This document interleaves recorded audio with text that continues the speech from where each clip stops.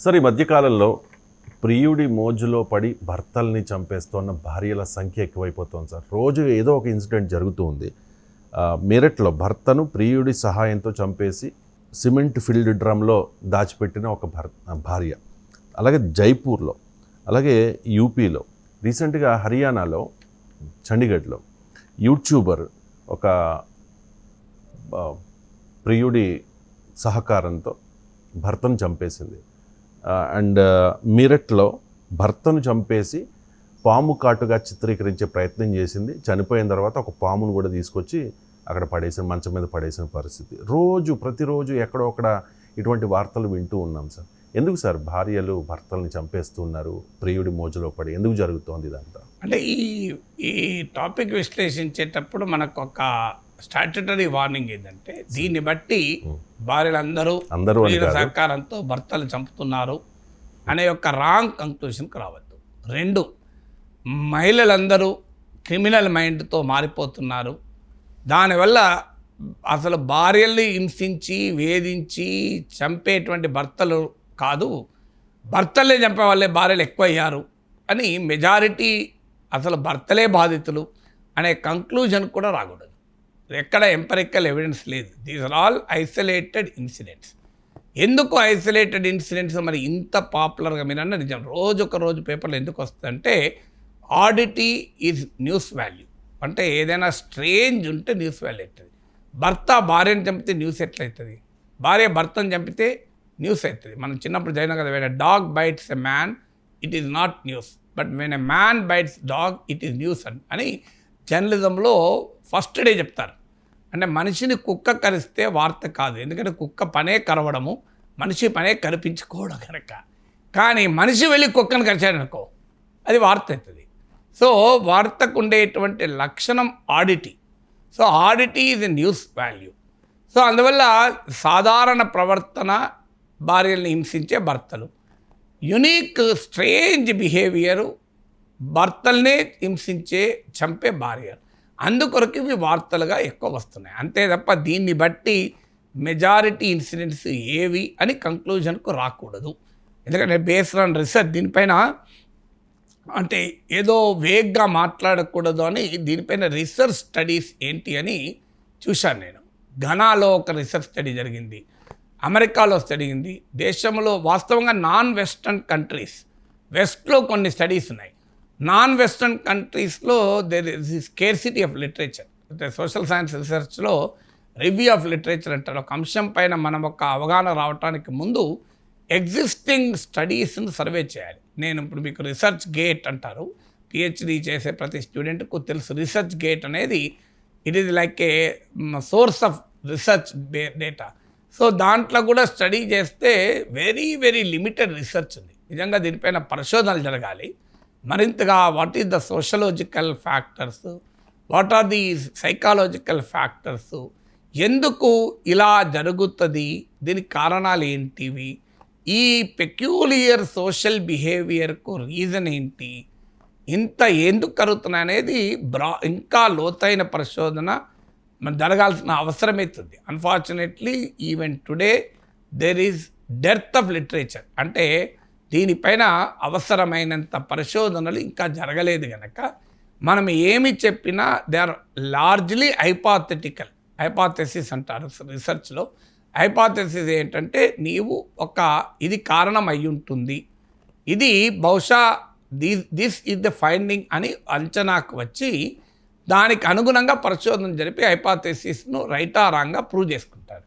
So అందువల్ల ఇప్పుడు నేను చేసే విశ్లేషణ మోర్ ఫైండింగ్ కంక్లూజివ్ ఎవిడెన్స్ కాకుండా it is more in the character of an hypothesis. ఈ హైపాథెసిస్లో ఉండే మొదటి అంశం ఏంటంటే, దీనికి ఇలా ఎందుకు జరుగుతుంది అంటే, divorce is not an option.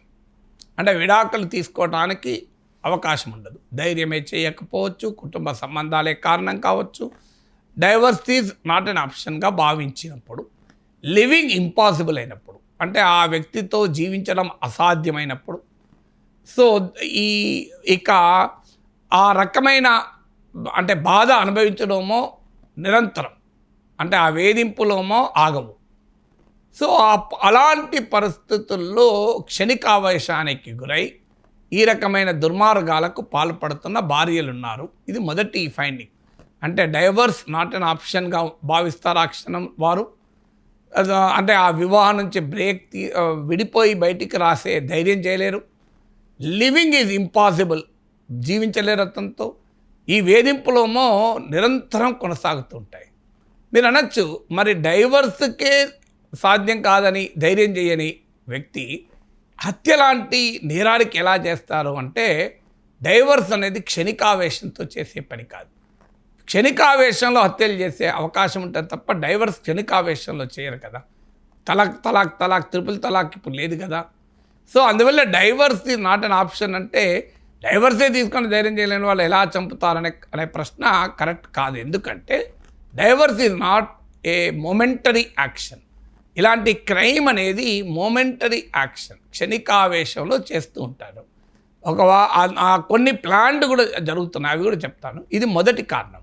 అంటే divorce not an option, living impossible, వేధింపులోమో భయంకరంగా నిరంతరం కొనసాగుతుంటాయి. ఆ సమయంలో ఇలాంటి సిచ్యువేషన్లో ఉన్న మహిళలు ఒక్కొక్క పరిస్థితుల్లో ఆ క్షణికావేశానికి గురవుతూ ఉంటారు. అంటే మైక్రో అగ్రెషన్స్ అంటారు. మైక్రో అగ్రెషన్స్ అంటే వాళ్ళలో వాళ్ళు బాధపడుతూ, తపన పడుతూ, వేదన చెందుతూ ఉంటారు.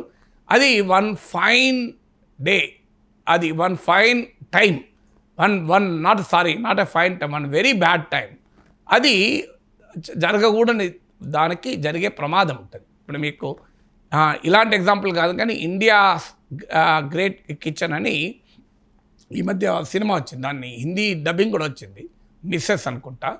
ఆ సినిమాలో ఇదే, అంటే భార్యను ఆ కుటుంబంలో రకరకాలుగా వేధింపు అవమానానికి గురవుతూ ఉంటారు. ఆఖరికి ఒక డ్రైనేజ్ పైప్ లీక్ అవుతుంటే భర్తకు రోజుల తరబడి చెప్పినా ఇది నాకు భయంకరంగా ఉంది, భరించలేకపోతున్నాను స్మెల్ అన్నా కూడా రిపేర్ చేయించాడు. చివరకు ఇక ఇలాంటి ఇన్సిడెంట్ జరిగి ఆఖరికి భరించలేకుండా పోయి ఒకరోజు ఆ డ్రైనేజ్ వాటరే మొఖాన కొట్టేస్తుంది, అక్కడ దాకా వెళ్తుంది. అంటే దీన్ని ఏమంటారంటే సైకాలజీలో మైక్రో అగ్రెషన్స్. అంటే లోపల కుమిలిపోతూ భయంకరమైన వేదన అనుభవిస్తూ ఒకానొక సమయంలో అది ఒక దుస్సంఘటన రూపాన్ని సంతరించుకుంటుంది. ఇది మొదటి ఎక్స్ప్లెనేషన్. అంటే ఈ డైవర్స్, లివింగ్ అండ్ వేధింపులో జరిగే పని. రెండవది ఏంటంటే వివాహేతర సంబంధాలు. ఇవి చాలా పెద్ద ఎత్తున ఇప్పుడు మీరు ఈ జరుగుతున్న ఘటనలు చూస్తే క్షణికావేశాలు కాకుండా ప్లాన్డ్ కాన్స్పిరసీస్ కూడా ఉంటున్నాయి. అంటే వారం రోజులు 10 రోజుల ముందే ప్లాన్ వేసి ఆ క్షణంలో ఏదో చేతికేదో దొరికింది, దాంతో భర్త పైన దాడి చేశారు అనేది కాదు. సో ఒక డేస్ ఆఫ్ ప్లానింగ్ ఉంటుంది. అంటే ఖచ్చితంగా డేస్ ఆఫ్ ప్లానింగే కాదు, అకాంప్లిస్ కూడా ఉంటున్నారు, అంటే సహనిందితులు కూడా ఉంటున్నారు. అంటే ఎక్కువ సందర్భాల్లో ప్రియుతో కలిసి. సో వివాహేతర సంబంధాలు ఒక రెండవ ముఖ్యమైన కారణం. ఇది ఆ వివాహేతర సంబంధాలకు ఎందుకు కారణమవుతున్నాయి? దానికి ఫెయిల్డ్ మ్యారేజ్ కారణమా? సో లేదు, కల్చర్లో సాంస్కృతిక దిగజారుడుతనం కారణమా? వ్యామోహం కారణమా? పూర్వ సంబంధాలు కారణమా? ఇలా రకరకాల కారణాలు ఉన్నాయి వివాహేతర సంబంధాలకు. మ్యారేజ్ అనే ఒక పవిత్రమైన ఇన్స్టిట్యూషన్కు పడుతున్న బీటలకు ఇది ఒక ఇండికేషన్. భారతీయత, భారతీయ సమాజము, భారతీయ సంస్కృతికి ఉన్న ఒక గొప్ప విషయం ఏంటంటే దశాబ్దాలుగానైనా కూడా భార్యాభర్తల మధ్య అనురాగం చెక్కు చెదరదు. కొన్ని సందర్భాల్లో మాట్లాడుకోవచ్చు, తిట్టుకోవచ్చు, ఈవెన్ కొట్టుకోవచ్చు కూడా. కానీ భర్త కోసం భార్య, భార్య కోసం భర్త జీవితాలు త్యాగం చేయడానికి కూడా సిద్ధపడుతుంటారు. ఇంకా వారికి వేరేది ఏముండదు. సో అక్కడ మాత్రం వచ్చే వరకు ఆ చెక్కు చెదరని ప్రేమానురాగాలు భారతీయ వైవాహిక జీవితంలో ఒక గొప్ప లక్షణం. సో నిజంగా ప్రపంచంలో ఇలా కల్చరల్ డీజనరేషన్ అయితే India soft power is family. Unfortunately రకరకాల పాశ్చాత్య సాంస్కృతిక ప్రభావాలే కావచ్చు, వస్తు వ్యామోహ సంస్కృతి, కన్స్యూమరిస్ట్ ఇన్ఫ్లుయెన్సెసే కావచ్చు, కల్చరల్గా వస్తున్న డీజనరేషనే కావచ్చు, మ్యారేజ్ అనే ఇన్స్టిట్యూషన్కు ఉన్న శాంక్టిటీ, పవిత్రతను గుర్తించలేక పనికి మాలినటువంటి కల్చరల్ డీజనరేషన్కు బలైపోయి ఈ వివాహేతర సంబంధాలు పెరుగుతున్నాయి. ఇది రెండవ ఫ్యాక్టర్. సో ఇక మూడో ఫ్యాక్టర్ ఏంటి అనుకున్నప్పుడు ఈ క్రిమినల్ మైండ్ సెట్ ప్రవృత్తిని ఎందుకు పెరుగుతోంది. ఇప్పుడు మీకు క్రిమినల్ ప్రవృత్తి ఎందుకు పెరుగుతోంది అనే దానిపైన నిజంగా చాలా రీసెర్చ్ జరగాలి. ఇటీవల అడోలసెన్స్ అనే నెట్ఫ్లిక్స్ 4-part సీరియల్ వచ్చింది. ఇందులో ఒక 13-14 ఏళ్ళ జెమీ అనే యువకుడు తన క్లాస్మేట్ను కత్తితో పొడిచి చంపేస్తాడు. Simple crime. కానీ ఈ క్రైమ్ ఎందుకు జరిగింది అని ఇన్వెస్టిగేషన్ చేస్తూ ప్రొఫెషనల్ సైకాలజిస్ట్ కూడా ఇన్వెస్టిగేట్ చేస్తాడు. ఎందుకంటే ఆ కుటుంబానికి ఏమైనా నేర చరిత్ర ఉందా అంటే లేదు. చాలా loving family, middle class family, ఇద్దరే పిల్లలు. కానీ ఇతను ఎందుకింత నేర ప్రవృత్తిని ప్రదర్శించాడు అని రీసెర్చ్ జరిపితే తేలిన ఒక ముఖ్యమైన అంశం ఏంటంటే మిసోజెనిక్ కంటెంట్, అంటే పురుషహంకార, పురుషాధిక్య విలువల్ని విపరీతంగా చెప్పేటువంటి, పురుషతత్వాన్ని గ్లోరిఫై చేసేటువంటి కంటెంట్కి ఎక్స్పోజ్ అయ్యాడు. ఆండ్రూ టేట్ టైప్ కంటెంట్ అంటారు. Andrew Tate is one of the ఇలాంటి పనికిమాలిన అంటే మహిళల పట్ల హేవ్య భావాన్ని, తృణీకరణ భావాన్ని, పురుషాధిక్య విలువలు బోధించేటువంటి సోషల్ మీడియా ఇన్ఫ్లుయెన్సర్. సో ఇలాంటి ఆండ్రూ టేట్ టైప్ అందులో ఒక డిటెక్టివ్ అంటుంది కదా, ఆండ్రూ టేట్ షిట్టా అని.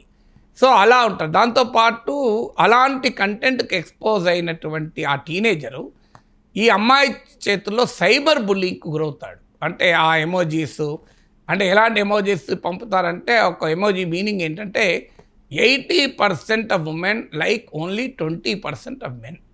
అంటే నీవు యొక్క అమ్మాయి ఆకర్షణకు నీవు ఇనెలిజిబుల్. ఇలాంటి భయంకరమైన సైబర్ బుల్లింగ్ గురవుతాడు. దాని పర్యవసనం ఏంటంటే ఒక జరగకూడని ఘటనకు కారణమవుతుంది.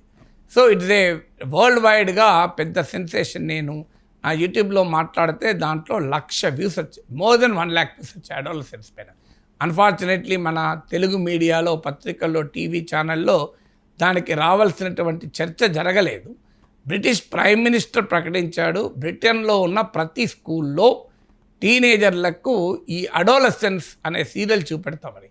World wide debate. మీరు గూగుల్లో కొడితే ఇంటర్నేషనల్ మీడియా మొత్తం, మీరు name any top international media, adolescence పైన వ్యాసమో చర్చో లేకుండా ఉండదు.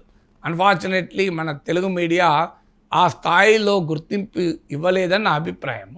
సో ఇలా అడోలసెన్స్ ఎందుకు ఎగ్జాంపుల్ చెప్పానంటే ఒక వ్యక్తికి ఎందుకు ఈ క్రిమినల్ బిహేవియర్ వస్తుంది. ఇప్పుడు మీరు ఇలా భర్తలు చంపినటువంటి భార్యలన్నీ మీరు స్టడీ చేయండి. వాళ్ళు నార్మల్ హోమ్ మేకర్స్, వాళ్ళు దే ఆర్ నాట్ క్రిమినల్స్. వాళ్ళకేమి ఇప్పుడు ఇక్కడ నేను ఆ వార్తలన్నీ చదివాను ఇప్పుడు ఈ విశ్లేషణ కొరకు. ఆ వార్తల్లో ఎక్కడా పోలీసు వారు క్రైమ్ రికార్డ్స్, క్రైమ్ హిస్టరీలో ఈ మహిళ భయంకరమైన నేర ప్రవృత్తిని ప్రదర్శించింది గతంలో, ఇలాంటి క్రిమినల్ కేసెస్ ఉన్నాయి అనేదైతే ఎక్కడా లేదు. ఈవెన్ ఆమెకు సహకరించిన ప్రియునికి ఉంటే ఉండవచ్చేమో క్రిమినల్ బిహేవియర్, క్రిమినల్ యాంటిసిడెంట్స్. కానీ ఈ మహిళలకు క్రిమినల్ యాంటిసిడెంట్స్ లేవు. అంటే మరి క్రిమినల్ యాంటిసిడెంట్స్ లేని అప్పటి వరకు నార్మల్ హౌస్ వైఫ్గా ఉండి పిల్లలు కూడా ఉన్నా వారు ఎందుకలా క్రిమినల్ మెంటాలిటీని ప్రదర్శిస్తున్నారు? మన దేశంలో క్రైమ్ను క్రైమ్గానే చూస్తాం. క్రైమ్ను క్రైమ్గా మాత్రమే చూడకూడదు. క్రైమ్ వెనకాలన్న సోషాలజీ ఏంటి, క్రైమ్ వెనకాలన్న సైకాలజీ అంటే స్టడీ చేసి ఆ ఫ్యాక్టర్స్ను అడ్రస్ చేస్తే క్రైమ్ ఆగిపోతుంది. ఇలా బ్రిటిష్ ప్రైమ్ మినిస్టర్ అడోలసెన్స్ని ఎందుకు చూపెట్టమంటున్నాడు అంటే టీనేజర్స్ ఈ రకమైన మిసోజనిక్ కంటెంట్కు, పురుషాధిక్య కంటెంట్కి ఎక్స్పోజ్ అయ్యి సైబర్ బుల్లింగ్ లాంటి సమస్యలు వస్తున్నాయి కనుక దీనిపైన అవగాహన కల్పించాలి. ఎందుకంటే ఇవి అందరూ ఆ జెమీ లాంటి యువకుల్లాగా క్రైమ్కు పాల్పడరు. ఇలా బ్రోకెన్ మ్యారేజెస్లో వేధింపులకు గురవుతున్న భార్యలందరూ ఆ నేరాలు ప్రదర్శించడం లేదు కదా, నేరాలు చేయడం లేదు కదా. కొద్దిమంది మాత్రమే ఇలా అవుతారు. వాళ్ళు ఎందుకు అవుతారు? దీనిపైన స్టడీ చేసి అడ్రస్ చేయాలి. దీనికి కారణం ఏంటి? ఇవాళ మీరు ఏ తెలుగు సీరియల్ అయినా చూడండి, అంటే నేను ఇదే కారణం అని చెప్పడం లేదు. పరిశోధన నేను ముందట్లే చెప్పాను, ఇది హైపాథెసిస్ అని. ఇవాళ తెలుగు సీరియల్ చూడండి, నేను మా అమ్మ సీరియల్ రోజు మధ్యాహ్నం 12 గంటల నుంచి 2 గంటలు చూస్తుంది. సాయంత్రం 5:30, 6 అయితే 10 దాకా మా అమ్మ నాకు దొరకదు మాట్లాడదామన్నా. సో ఆమె బెడ్రూమ్లో ఆమె కంటిన్యూస్గా ఆమెకు టీవీ పెట్టించాను, చూస్తూ ఉంటుంది. తప్పేమీ లేదు పాపం. ఎందుకంటే ఆమెకు గ్లోబల్ రిసెషన్, మీకు Gaza war, Ukraine war, Russian trade, America China trade war సబ్జెక్టులు అర్థం కావు కనుక షీఈ్ పాసింగ్ టైం. ఆమె అప్పుడప్పుడు ఆ డోర్ తీసినప్పుడు వినబడుతుంటుంది, మా అమ్మని చూద్దాము ఓసారి, మా అమ్మతో ఒకసారి విష్ చేద్దామని నేను అప్పుడప్పుడు తలుపు తీస్తే ఏమో అనుకుంటున్నావు అని ఇట్లా వినబడుతుంది, భయమేస్తుంది. ఆ అత్తనో కోడలో భయంకరమైన నేరపూరితమైనటువంటి బిహేవియర్తో ఊగిపోతుంటారు. అట్లా నేను ఆ సీరియల్స్కి ఎక్స్పోజ్ అయ్యాను. సో మొత్తం స్టడీ చేసి చెప్పడం లేదు. ఎందుకు మరి దీని ప్రభావం ఉందా? సో లేదు, ఏదైనా వస్తు వ్యామోహాన్న ఏది, వాట్ ఈస్ దాట్, దీనిపైన అయితే పరిశోధన మాత్రం జరపాలి. ఇలాంటి క్రిమినల్ బిహేవియర్కు కారణమవుతున్న సోషలాజికల్ అండ్ సైకలాజికల్ ఫ్యాక్టర్స్ను కూడా అడ్రస్ చేయాల్సినటువంటి అవసరమైతే ఉంది.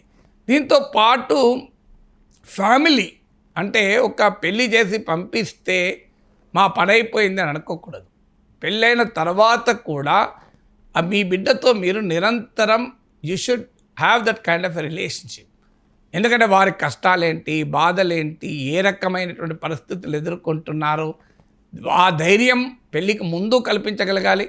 పెళ్ళి తర్వాత కూడా ఆ సోషల్ రిలేషన్స్ కనుక ఉంటే ఆ ఐసోలేషన్ లైఫ్ను అనుభవించకపోతే, ఇప్పుడు అడోలసెన్స్లో కూడా వన్ ఆఫ్ ద ఫ్యాక్టర్స్ వాళ్ళు కనుక్కున్నది ఏంటంటే ఆ బిడ్డ మంచి ఫ్యామిలీనే, కానీ తన బెడ్రూమ్ లోపలికి వెళ్తే అతను ఐసోలేషన్లో ఉండి ఏమి ఎక్స్పోజ్ అవుతున్నారో చూడరు. మరి ఆ రకమైన ఐసోలేషన్ కనుక లేకపోతే ఒక అననుకూలమైన పరిస్థితుల్ని, ప్రతికూల పరిస్థితుల్ని కూడా ఒక పద్ధతి ప్రకారం ఎలా ఎదుర్కోవాలి, ఎలా బయటపడాలి అనే ధైర్యం వస్తుంది. ఇప్పుడు ఉదాహరణకు నిజంగానే భర్త చేతిలో భయంకరమైన వేధింపులకు గురవుతున్నారు. ఆ మహిళ ఎవరన్నా అక్కతోనో, చెల్లెతోనో, ఫ్రెండ్తోనో, అమ్మతోనో, వదినతోనో చెప్పుకుంటే దానికి పరిష్కారం చూడు భరించగలిగలేనప్పుడు విడాకులు తీసుకుందాం, దూరం ఉండు, ఇంటికి వచ్చాయి, వాడితోనే జీవించాల అవసరం ఏంటి అని చెప్పగలగాలి. వాడిపైన నువ్వు అటాక్ చేయడం కాదు అని. లేదు, ఏదైనా ఒక వేరే వివాహేతర వ్యామోహం ఉంటే ఇది పద్ధతి కాదమ్మా, ఇది కల్చర్ కాదు, మన సంస్కృతి కాదు, నీకు పిల్లలు ఉన్నారు, భర్త ఉన్నాడు, కుటుంబం నచ్చకపోతే వేరు విడాకులు తీసుకొని నీ కాలం మీద నువ్వు బతుకు. కానీ ఈ రకమైన వివాహేతర సంబంధాలు కల్చరల్ డీజనరేషన్, ఇది సరైనది కాదమ్మా అని చెప్పగలిగే సమాజంతో ఉండే సంబంధాలు ఉండాలి. ఇవన్నీ కూడా ఒక కీలకమైన అంశాలు. బట్ స్టిల్ నేను కంక్లూడింగ్గా చెప్పేది, ఇంకా దీనిపైన అవసరం. నేను ఇప్పుడు రీసెర్చ్ కనుక స్టడీ చేస్తే అంతటా వస్తున్న పాయింట్ ఏంటంటే ఇప్పటికీ సఫిషియంట్ రీసెర్చ్ అయితే దీనిపైన జరగలేదు. ఖచ్చితంగా అడాలసెన్స్ ఎలా టీన్ అగ్రెసివ్ బిహేవియర్, టీన్ క్రిమినల్ బిహేవియర్ను స్టడీ చేసిందో మన దేశంలో కూడా ఇలాంటి బిహేవియర్ను స్టడీ చేసి లోతైనటువంటి పరిశోధన ఆధారంగా సినిమాలు రావాలి. మనకేంటంటే ఎగురుడు దునుకుడే కదా మన సినిమాలకు, మన తెలుగు సినిమాలకు ఎగురుడు దునుకుడే ఎక్కువైపోయింది. లేదంటే మనకి అంతకన్నా ఎక్కువ మాట్లాడకూడదు. కానీ సీరియస్ రీసెర్చ్ చేసి మన దగ్గర 2 ట్రెండ్స్, ఒకటి ఎగురుడు దునుకుడుతో సినిమాలు, లేదంటే 1000 కోట్లు ఖర్చు పెడితే అది గొప్ప సినిమా. కానీ ఒక ఇన్డెప్త్ రీసెర్చ్ ఆధారంగా ఒక సోషల్ సైకాలజీని ఆవిష్కరించేటువంటి రీతిలో ఇండియాస్ గ్రేట్ కిచెన్ అని మలయాళంలో సినిమా లాంటిదో, అడోలసెన్స్ లాంటి నెట్ఫ్లిక్స్ సీరియల్ లాంటి అవే ఆదర్శం అంటలేను, అంతకన్నా గొప్పవి తీయచ్చు. అలాంటి ప్రయత్నం మన టీవీ సీరియల్స్, మన సినిమాలు కనుక తీయగలిగితే సమాజానికి ఒక మేలు చేసిన వాళ్ళు అవుతారు.